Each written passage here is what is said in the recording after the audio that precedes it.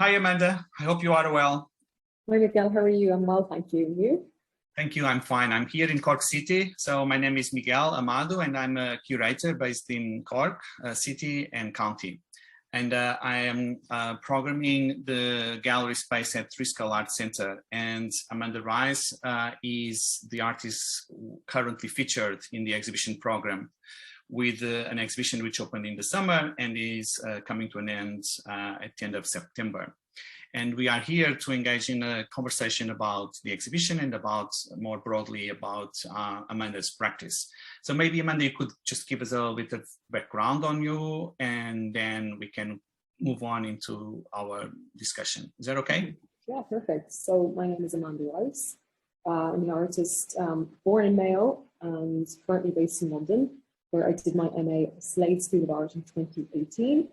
I obviously, as Miguel has already outlined, I have a solo exhibition at the Triskel Art Center entitled Material and Immaterial Worlds. Two film works currently in the space at the moment. And I have currently exhibiting at the Glucksman as well in Cork, and I've exhibited nationally across Ireland, internationally, New York, Germany, and Austria, just to name a few. Yes, that's actually quite interesting what you just said in terms of your career trajectory, because although you've had your MA degree show just in 2018, you've been practicing for a while, not just in the UK, but in Ireland before. And interestingly, this summer was good for you in terms of exposure, because not only you had this solo show at Triskel Art Center, you, as you just said, you also had work featured in a group show at the Glucksman, also in Cork City, and another work also featured in Carlo at Visual as part of a larger project involving not only art, visual arts, but also other art forms. So I think what we could do now is maybe we could describe the exhibition at Triskel for both audience members who actually have seen it, but we could engage a bit more in that, but also for those who have not had that opportunity. And the exhibition features two films, two moving image pieces from different periods of time.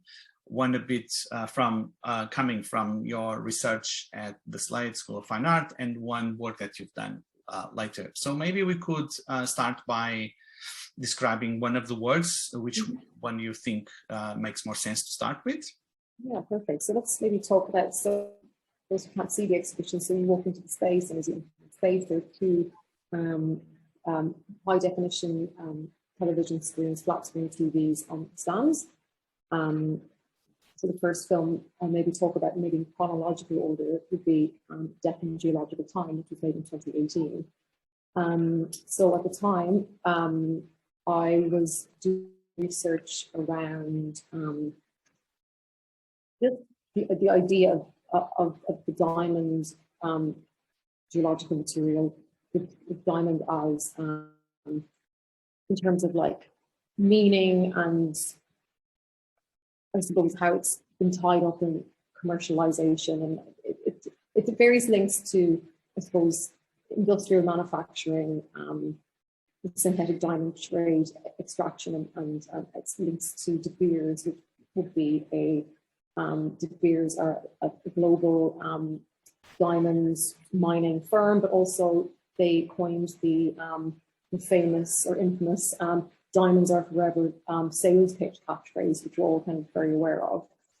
So during this research period, I became interested specifically in synthetic diamond manufacture. And I learned about a lab in the United States that called LifeGem, which claims to use the cremated ashes of human remains, compress them in a diamond press at high pressure, using high pressure, high heat technologies, and essentially form a diamond from this material, with the premise that their claim is that, you know, the human body, is a certain amount of carbon in the human body. If we take that and we apply the same conditions as you know, Earth conditions, diamonds are also made from carbon, then we can generate a diamond essentially. So I was kind of interested in I suppose, truth and authenticity around this idea. I went really essentially on a fact-finding mission, trying to seek out, I suppose, the core of the truth of this this research. So I traveled to the United States and I went to this diamond manufacturing lab, and I engaged with the directors there. So the process, from not a lot happens. There's just a lot of machines applying, working very slowly using high pressure, high heat technologies, forming these diamonds, which take 3 months to make, compared to, let's say, millions of years in the core of the earth for natural diamond form. On the other side of that, I was working at University College London, and I contacted one of the chief geologists there, Dr. David Dobson, who had done his PhD research in high pressure, high heat technologies, and I was asking Dr. Dobson whether there was an element of truth in this, that their sales pitch, so to speak, claims that this is an authentic process, that there is an element of, trace element of the loved one in this material, and it is reified in the form of a diamond. And David's research cites that that in fact cremated ashes, or this idea, once the body is burned regularly, that the carbon in fact is washed out of the process. So David suggests that the company is in fact selling fallacy. So I was kind of interested in, the film kind of tries to, it almost takes the form of maybe a sales pitch. It riffs off De Beers advertising tropes. I mean, it features some footage from the lab. It features a voice talking through the process, talking about how these domes are made. It talks about, it makes certain kind of allusions, and there's elements, because the film essentially plays with truth and authenticity related to that entire process, essentially, and kind of it does so. So as well as using, I suppose, footage from the lab, there are kind of idents or kind of texts that kind of like match the speaker's voice, which again, like as I said, take the form of advertising tropes. So, yeah, so it kind of riffs off all of those things. Yes, the language of advertising is alluded to in the film, and it's a short piece, and there's a lot of, as you say, image and text being brought together and almost like reinforcing the meaning. It's very message based, so that's when you say it almost operates like as a sales pitch, but it also reminds me a sort of urban scenarios with lots of electronic advertising panels in the streets, a little bit of futuristic as well. I guess the environment for me brought me into this kind of imagination of the future, where we are in. There's a lot of visual and sound information around us as individuals or members of a collective. But on the other hand, the subject matter was putting into question, on one hand, this approach to geology and time and nature and extraction of nature, but on the other hand, particularly around the question of the diamond being a symbol of luxury, but also on the other hand being a symbol of extraction in parts of the world, say in the global south, parts of Africa, where there is lots of conflicts attached to wealth being generated by extracting from the land, and the profit generation not being necessarily attached to those who work or even the countries who produce raw matter, but by being connected with global corporations or corporations operating in the global north. But for me, what was also interesting was that, moving on from the idea of that, was the idea of the synthetic. So this fabrication, this human invention or human creation, something that you would associate with on one hand, luxury and wealth, but also on the other hand, with nature and process of extraction. So was there, so maybe do you want to just try to elaborate a little bit on this tension between your interest in geology and in time and in matter, and on the other hand, this idea of a human made object in a factory through complete artificial process, although the diamond, the synthetic diamond, is based on carbon from human ashes. So there's an element of, there's an organic element there. It's not totally fabricated in that sense, invented or manufactured, but still there is this idea of synthetic. And you know, the idea of synthetic material is very connected with labs and so things that we don't really understand or see in our everyday. So I'm interested in this. I think definitely, I mean, when I was reading around the research, I mean, I was thinking a lot. I mean, I wrote my MA thesis primarily on, so there's different terms for the Anthropocene. And when I talk about the Anthropocene, it's the term that geologists are using nowadays to describe, I suppose, the shift in climate change in a geological sense that arguably since the Industrial Revolution, that in a very layered geological manner, that the human beings have caused this shift in how the environment is, in terms of like it's heating up, but also in terms of geological layers. So starting with the amount of carbon that is, you know, it's been generated through, like, as I said, the Industrial Revolution, but also in the 1950s from there's layers of I don't know the term exactly, but uranium dust from, like, you know, the fallout from bombs and stuff, and all this stuff is kind of like has built up in this kind of speculative geological kind of layer. And during this kind of reading process, I came across a really interesting article about the specificity of like geological minerals that are the byproduct of industry. So you've got this whole new set of geological minerals, not that synthetic diamonds are one of these, but in a way maybe they are. They're like this kind of like dream object of the Anthropocene in a way. They're kind of like one of these kind of like natural things, unnatural things. They're diamonds. They're not.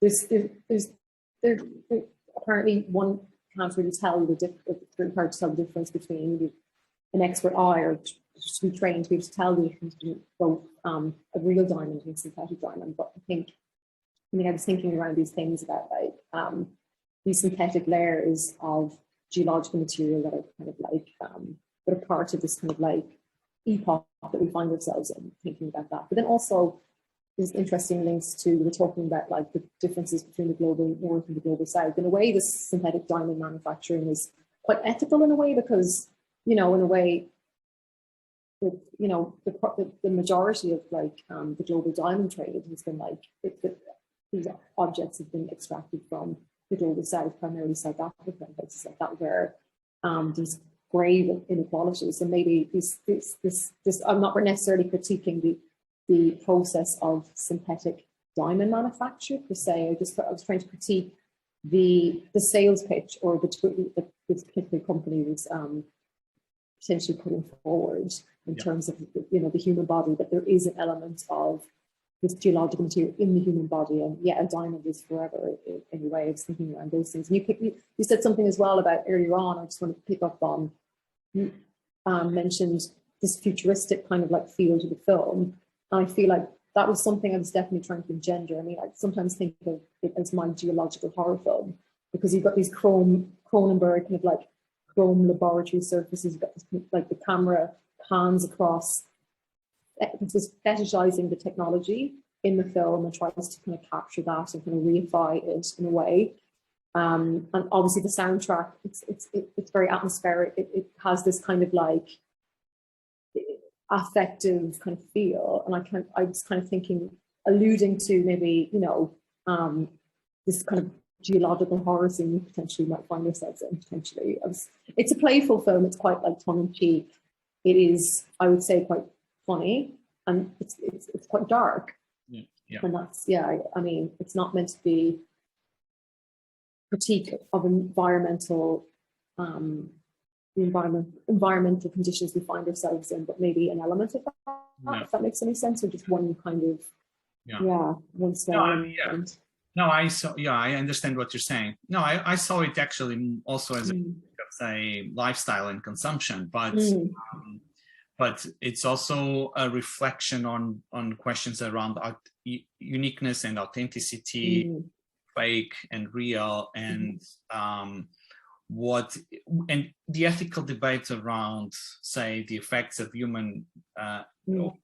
say the impact of humans on Earth, and what needs to be done to address that, and whether or not replacing, say, natural elements by artificial synthetic elements might be a solution. So there's a lot of threads there that converge and that may take the viewer into directions that, I mean, has to do with the viewer's own agenda or experiences or lifestyles.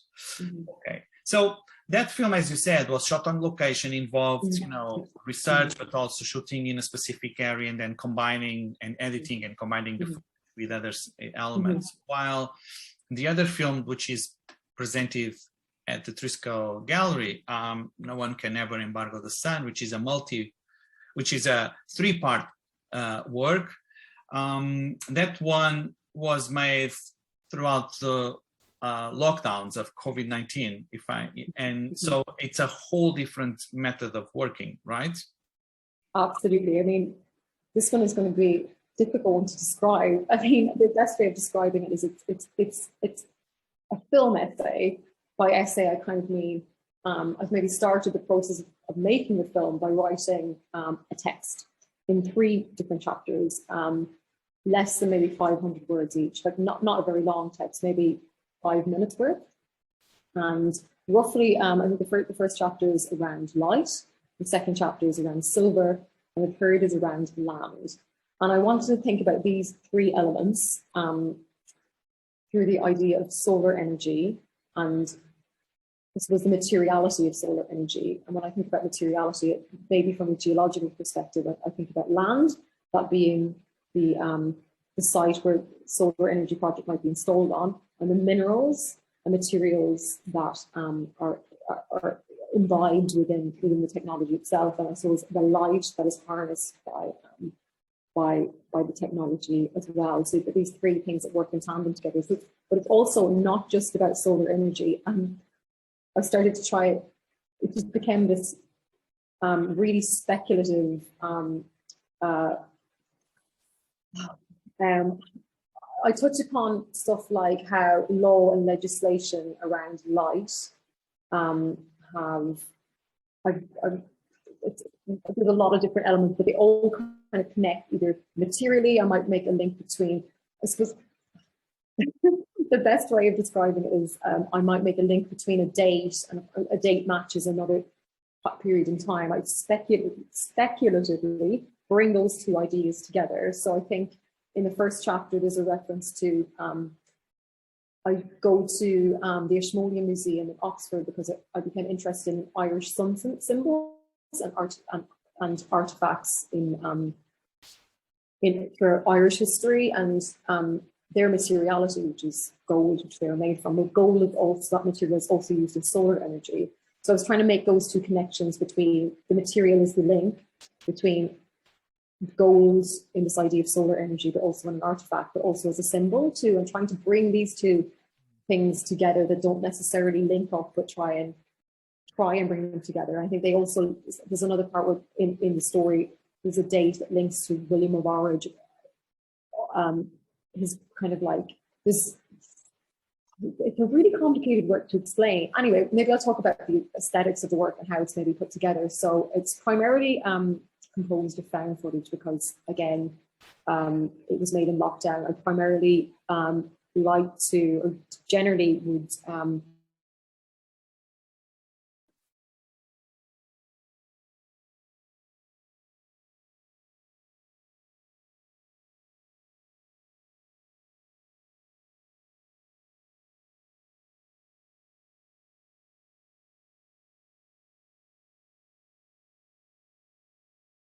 I had some found footage that I already had from other site visits to different places, found footage from YouTube, and some self-shot footage in the studio. So I think chapter 2 is called Silver, is entirely made, is filmed in my studio, where I make a silver coin, or this idea of like a coin out of clay, and you just watch my hands making that. And there's one very quick visit to the Ashmolean Museum before lockdown in October, before things shut down again. So it was quite a very kind of fast-paced, and I mean, the film itself is quite fast-paced. People talk about it having this kind of Adam Curtis style intensity in terms of the amount of information in the film. It does feel like a lecture that you've been given.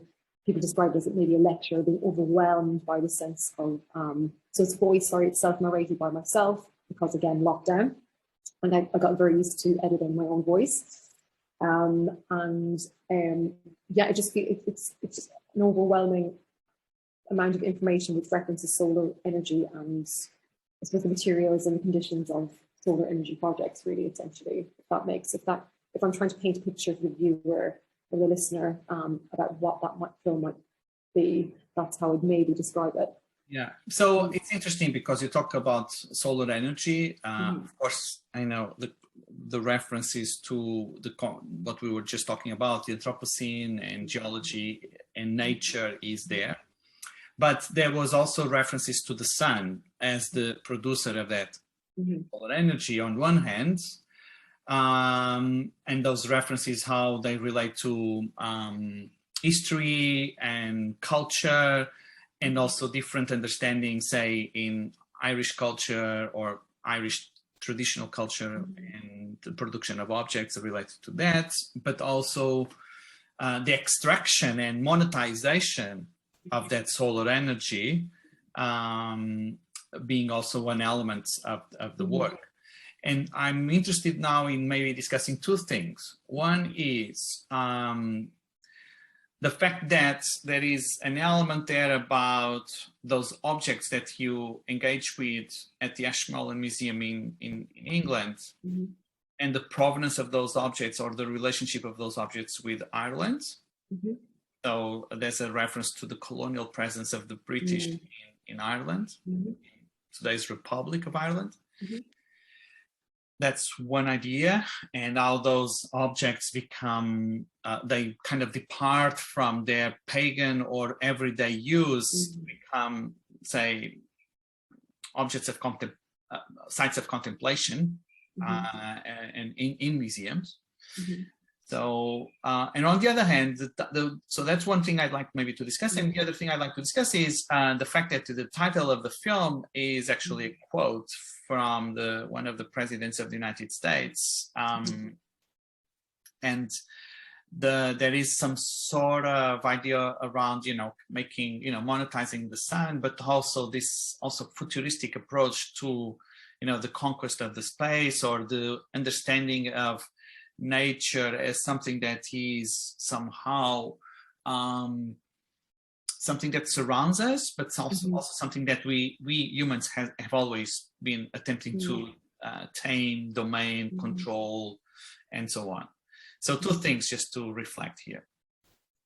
Kind of all in the first chapter. So we're going back to, let's start with the quotation. So the quotation is from Jimmy Carter, and it's in response to the global oil crisis of the 1970s, where the oil crisis of the 1970s, where the US struggled to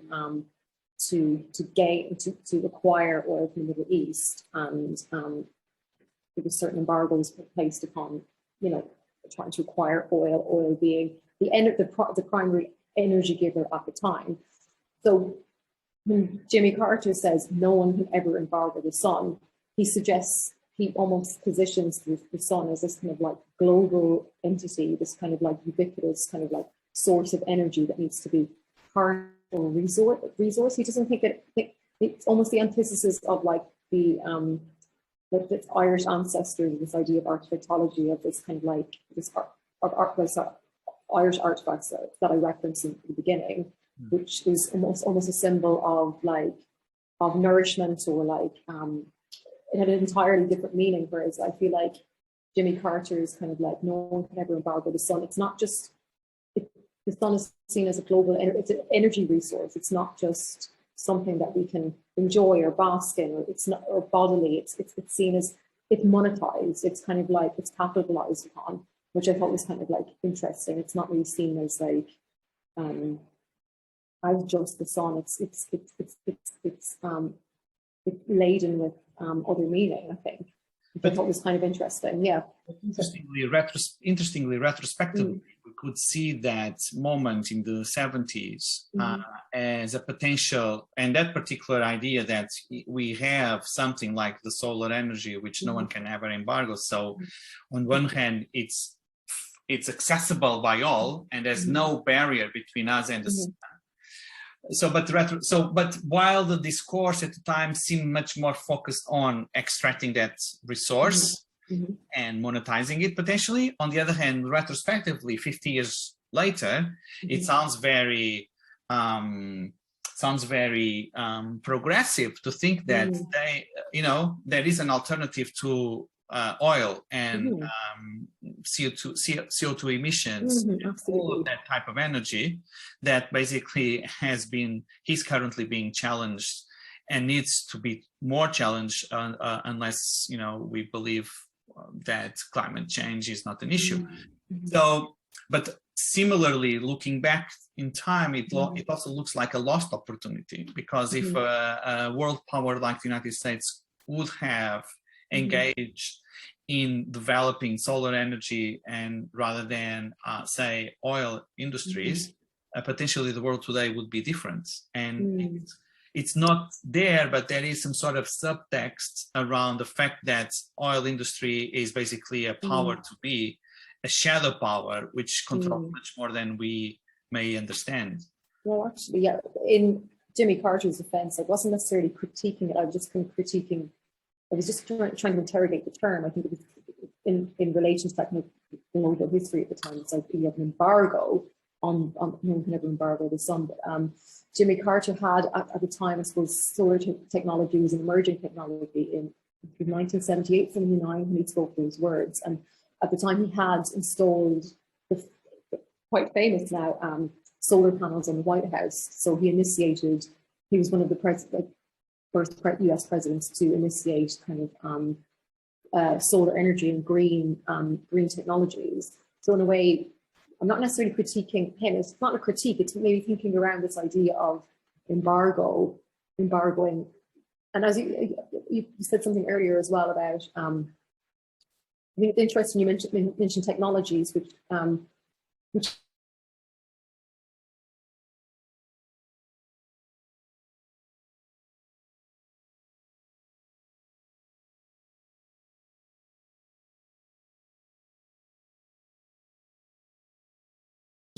to these technologies at the time. So only certain countries have the privilege of accessing this kind of resource in a way, and others don't. Yeah. If that makes sense, which also kind of feeds back into like advantages and disadvantages, and like a kind of political sense as well. Yeah. So I was interested, but then I was interested in this element of the film where you make this connection between Ireland and Britain. And either kind of like a metaphor around objects that are in museums that belong to people or to civilizations and somehow have been taken from them. And this is current across empires, just British, but all. And still, it's currently a strong debate also in the museum field. But there's also a link there. There's also another element in the narrative around this old law that was passed that had to do with the number of windows a house could have, and almost like, and I'll say passing a law somewhere in London and having that reflect, say, across the UK, including Ireland at the time, had an impact on everyday life or on the work or on the living conditions of people. So I was interested in this use of ideas of the sun or objects as a way to somehow explore these convoluted narrative histories around Britain and Ireland. I was trying to definitely, because my initial the trip to the Ashmolean Museum was quite sudden. I was just doing some research around like sun symbols and sun objects, and it's on the Ashmolean website, and I was kind of drawn to this artifact, this Irish artifact I'd never heard of before. And commonly, anyone who's been through the Irish school system, especially art history, will have learned in great detail about the various kind of like gold and bronze objects and artifacts that are associated with pre-Christian Ireland. And I was wondering, how did this one escape my imagination, or how did this one escape my? It's a wonderful specimen, or specimen, but example of time. So I went to the museum to try and see it, and I kind of like argue in the film that like I do make suggestions in there. I try to trace online writing the moving of writing the script for work. How did it come in? How did it find its way into the Ashmolean Museum, and why is it not in an Irish museum, for example? And I make the suggestion. I make kind of like suggest it doesn't overtly suggest it was a kind of colonial appropriation, but it certainly kind of like alludes to that. And I think the same with the window tax as well. So the window tax was a law initially brought in. So Ireland was obviously part of the empire, and in the 1800s, the British initiated the window tax, which stipulated the more windows you have in your home, the more tax that one could be charged for, the privilege of having light, which, as you rightly said, impacted the living conditions of those, living in the building. So people did, in response, brick up their buildings. But this law was also transferred to Ireland. So the film does kind of like allude to certain laws and conditions, or like events that the colonial practice had possibly had like an effect on. I think the film, all the way throughout, does make these speculative kind of connections. It makes it, in chapter 2, for example, I think it makes similar speculative connections between the material silver extracted from Bolivia used in silver coinage. I can't prove that anywhere, but I think the entire kind of work kind of almost is hinged upon like making suggestions or connections between historical events, and tries to connect things either materially or through dates or through association. And almost since I think of like Hugo Steil, her kind of like mode of experimental moving image work, essay film works, where she kind of like through word association and kind of like suggestion between image and text, how you can bring two dissimilar subjects together. And Anna Zet is another artist that whose work I really, really admire, who does similar things with history, where it kind of disrupts this idea of like linear kind of like history, and kind of like touches upon things in a more kind of a not global but kind of interconnected kind of way, which I think is really, really important. I think those connections are quite like are closer than we think. Yes, well, definitely by watching the film, and whether watching the 3 parts independently in the space, or watching them as a feature film, so one after the other, there's definitely that notion of weaving different layers of narratives, histories, and references and images, and through that creating a sort of composite ideas around a subject matter, in this case kind of like matter and solar energy and representations of the sun, and now that is also translates into colonial legacies, and conditions of extraction and consumption. Okay, so I was wondering now, to conclude, whether you could tell us what are your current interests, what are you currently working on, and how may or not this, what you're doing now or planning to do, departs or connects with what we've just been talking about.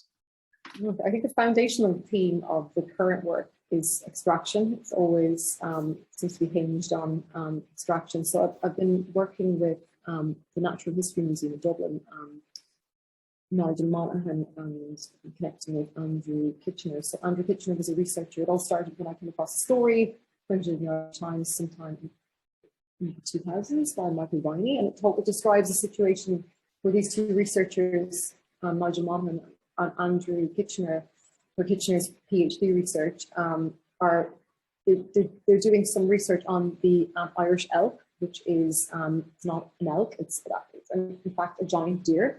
They're trying to answer a long-standing paleontological question about whether the deer could have used its really massive antlers, 2-meter wide span in battle, whether the antlers were just for show, whether they just kind of used them for kind of sexual kind of like, whether they could actually practically use them in the battle. So as part of the research, Andrew and Nigel set up two kind of like two sets of antlers with two essentially fossilized deer heads on the strings, and reenacted a battle to see whether the tines would anatomically lock together, which would physically prove whether the deer could have used its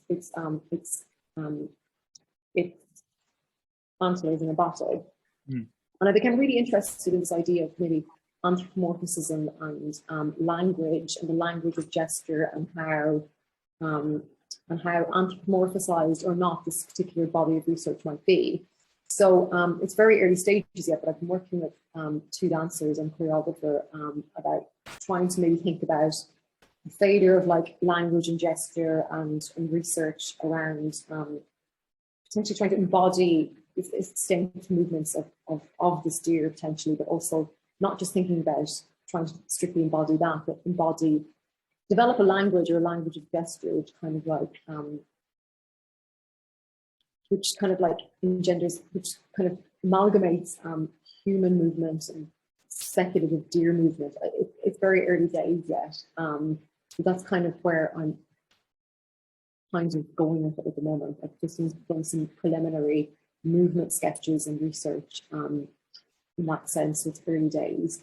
I'm kind of trying to draw other elements in as well. I've been looking at, I suppose if we're thinking about language and kind of older technological kind of like experiments. I'm going back, I'm revisiting Constantine Rodabé's electronic voice phenomenon recordings in terms of like, so that he was a Latvian experimenter who recorded white noise, and in his recordings, he supposedly recorded the voices of the dead. So there's links between, you know, dead animal and maybe human voices. But I think the interesting thing around these recordings are like a lot of the voice is repeated in a certain way, and this idea of pareidolia, that being if you listen to something enough times, it starts to make sense. So it's in a way, I'm looking at language and gesture and repetition and trying to think about these two things in tandem potentially. But I mean,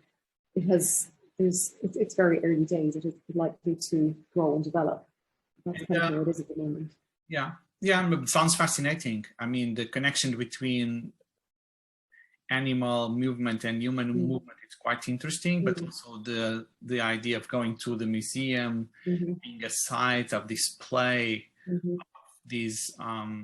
of these relics or objects, but also the elk being not necessarily elk, but also being connected with Ireland, and then so again seems a work that will evolve in a way that will bring together all these different layers and narratives, and which again will enable the viewer to potentially engage with a body of knowledge that may be not necessarily there, but also a body of knowledge that is at the same time self-referential, so kind of comes from something, but is also being created as you produce the work by introducing elements that we might not expect to see. And so to conclude, you believe this work will be possibly presented, say, in a year from now, or? Exactly. I mean, I have a session booked for my dancers in early October, so I'm very excited to be able to return to that. Sometime next year, I believe. I know that I think I'm presenting an earlier version of it, which will be announced at some stage, just an element, because I think it's going to be more expansive. I mean, kindly, Nigel Monaghan is letting me access the archives of the natural history stores. I mean, what could come out of that, I don't really know. But I think the work has definitely become more interested and hinged upon these ideas of like speculation and connecting dates and materials and trying to like make connections between things that don't necessarily or would not necessarily be archived together maybe in a work, and the tension between those two things, if that makes sense. But yes, but it's quite interesting the way you're describing work in progress or even at an early stage, because it clearly demonstrates our research space and this kind of practice you have is, and not just yours, but many others operating in the field of art, but working with moving image and drawing from archives, drawing from found footage, drawing from footage that you create, drawing from levels of abstraction, so not necessarily purely narrative, although narrative is there, and the use of voiceover to create this storytelling effect, but disrupting it with editing techniques. So I think that's quite interesting and quite unique in the work you do in the, say, at least in the Irish context. And that's why I was very happy to have the opportunity of working with you in the exhibition for Triskel. And I'm sure that those who have had the opportunity to engage with the work directly, or those who will engage with your work in another context, will continue having interesting and fascinating things to encounter. So thank you so much, Amanda, for this opportunity of having this conversation. I look forward to seeing you in person, and I also look forward to seeing the new work that you're developing. And I'm also sure that it was a great experience for both Triskel and me of having the opportunity to present your work, and I hope you've had the same experience as well. Miguel, thank you so much for the many generous conversations surrounding the works, and yeah, I really enjoyed our conversation here today as well. Thank you so much. I'm looking forward to catching up soon. Yes. Okay. Thank you so much, and see you soon. Thanks so much. Thanks, Miguel.